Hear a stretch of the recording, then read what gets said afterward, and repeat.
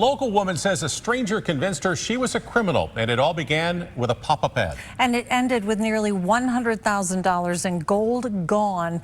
KMBC 9 News consumer investigative reporter Bria Berry is getting answers.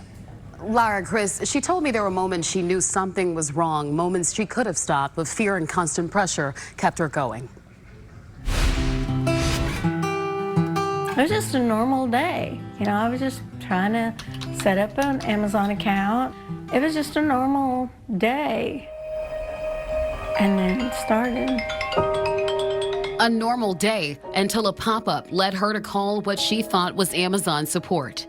Instead, she reached a scammer who convinced her she could lose everything. He gave me his name, and he started telling me of all these fraud things that I was supposedly involved with.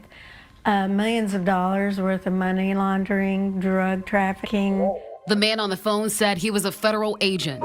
When he started telling me my children's names, you know, and all this, and I'm thinking, he's really from the CIA, is what I thought. From that moment on, fear took control. She believed she was protecting her money from identity thieves. Fear is a pretty big motivator for people, so it brings out more natural heuristic choices that you might make that if you had time to sit and calmly process it, you might come up with a different decision. The man on the phone told her not to tell anyone and stayed in contact for days. He stayed on the phone with me almost constantly. Unless one of us accidentally got disconnected, he'd call right back.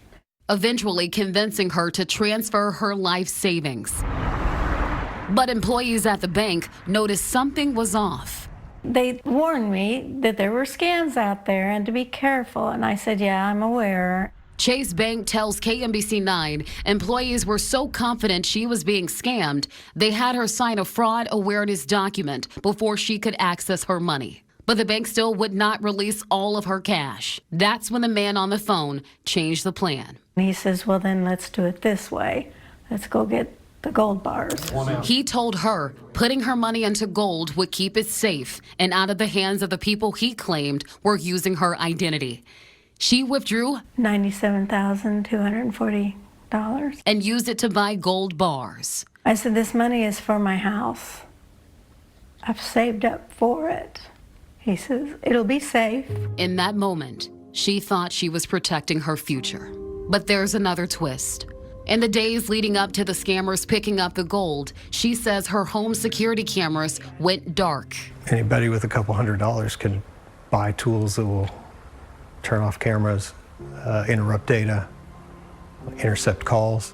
Her cameras were not working when a vehicle pulled up to her home and someone came to collect the gold. I handed him the gold through the window and he drove off.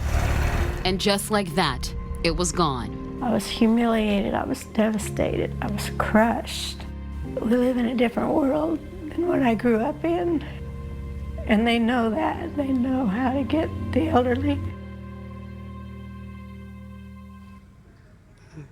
An arrest tonight in our gold bar scam investigation. Excelsior Springs police say they got the person who picked up the gold. Sai Kamana is charged with financial exploitation of the elderly. Police say this case is an exception. Most of these scammers are overseas and never caught. Lara. Excellent work, Bria. If you get into a situation like this, here are some tips to keep you safe. If someone claims to be from the government, hang up and call the agency directly. Never move money or buy gold at someone else's direction.